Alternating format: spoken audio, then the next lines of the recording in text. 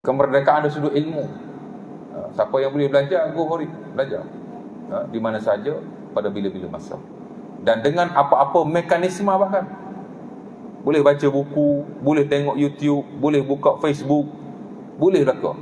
Tak semestinya belajar nak kena menghadap tok guru macam kita hari ni, ataupun nak kena ijazah bagai tak ada. Ijazah sanad ni pun kadang-kadang merepek juga kan. Tak ada ijazah tak boleh, tak ada sanad tak boleh. Dunia berkembang ya. Zaman dulu iyalah, zaman sekarang tak perlu. As long as apa yang kita terima itu adalah benda yang benar. That's it. Apa makna jual beli secara bahasa? Katanya jual beli secara bahasa ialah akhdhu syai' i'ta'u syai'. Beri sesuatu, ambil sesuatu. Itulah jual beli secara bahasa.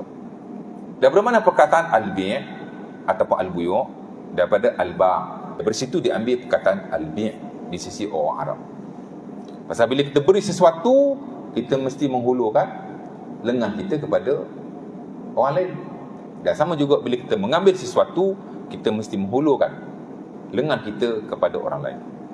Jadi secara bahasanya dia diambil daripada perkataan lengan.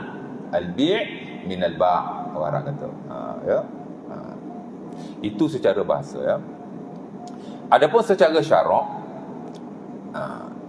jual beli ini merujuk kepada suatu proses kita memindahkan sesuatu barangan daripada penjual kepada pembeli.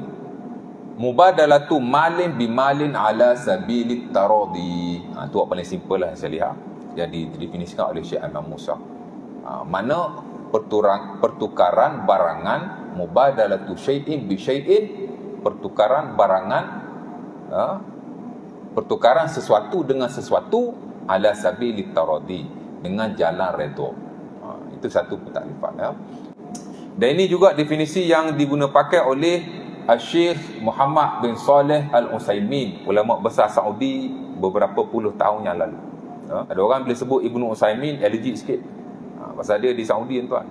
Konon-konon bapa Wahabi lah ya. He is the one of the great scholars. Dia adalah ulama yang besar. Ya. Ada puluhan buku yang dia karang yang dirujuk di peringkat tinggi. Dalam bidang fiqh tuan-tuan, buku dia Asyarhul Mumti' 15 jilid adalah one of the best book untuk kita belajar dan kita rujuk dalam konteks fiqh lah ya, sama ada ibadah ataupun muamalah. Ya. Sehingga orang yang belajar di peringkat tinggi di universiti tidak ada masalah sama sekali dengan beliau, walaupun kita ada sikit sebanyak isu lah ya. Tapi tidak menafikan keilmuan beliau sama sekali. Ya.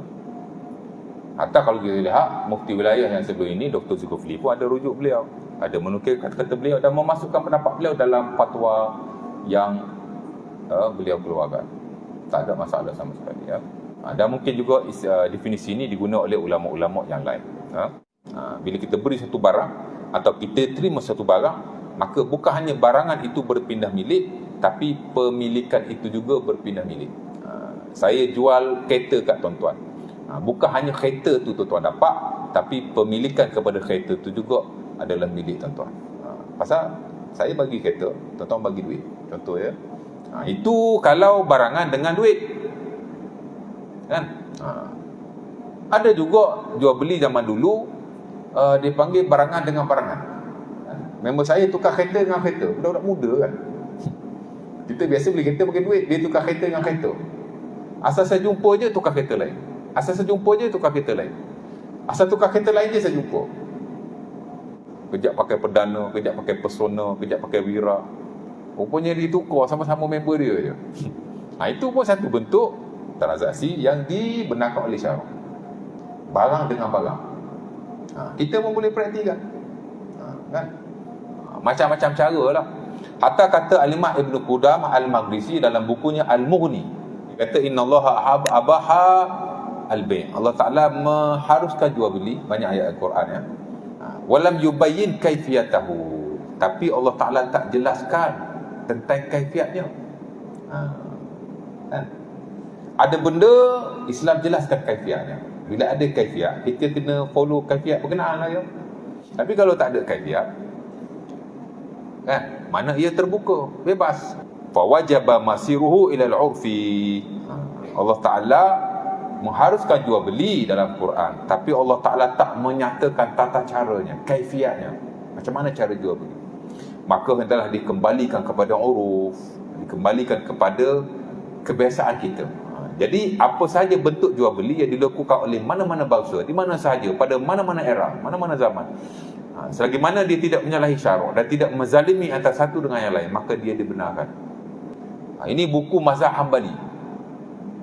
Saya baca belaka, buku Hambali saya baca, buku Syafi'i saya baca, dan saya gunakan juga di petang-petang pengajian. Ya. Di atas prinsip hurriyatul ilmi, kemerdekaan ilmu. Kita tidak diajar untuk hanya mengambil pendapat bapa ulama tertentu dalam mazhab tertentu saja. Tidak. Kita boleh ambil mana-mana kalam pun. Ya. As long as kita tahu dia scholars, dia ulama. Kita tidak dibatasi dengan mana-mana batasan. Ya. Al-Mughni ni tuan-tuan, saya boleh kata kalau orang belajar fiqh tak baca Al-Mughni, dia tak belajar fiqh lah. Senang cerita macam tu. Kerana dia adalah buku fiqh yang amat bermutu sekali. Bermutu sekali. Buku ni ada nilai, ada buku ni baguslah ke. Tapi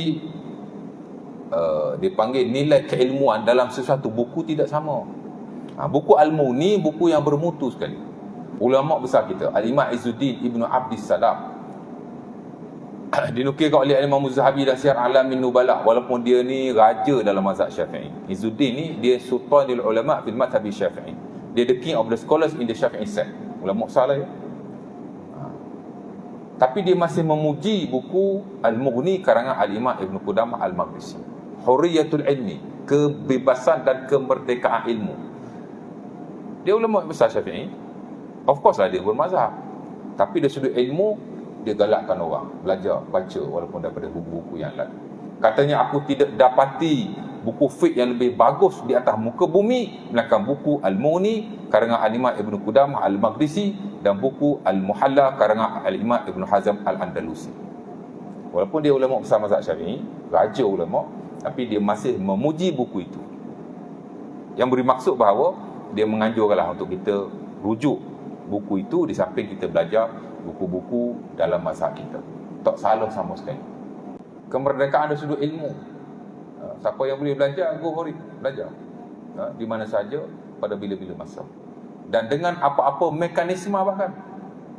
Boleh baca buku, boleh tengok YouTube, boleh buka Facebook, boleh reka. Bukan tak semestinya belajar nak kena menghadap tok guru macam kita hari ni, ataupun nak kena ijazah bagai tak ada. Ijazah sanad ni pun kadang-kadang merepek juga kan. Tak ada ijazah tak boleh, tak ada sanad tak boleh. Dunia berkembang ya. Zaman dulu iyalah, zaman sekarang tak perlu. As long as apa yang kita terima itu adalah benda yang benar. That's it.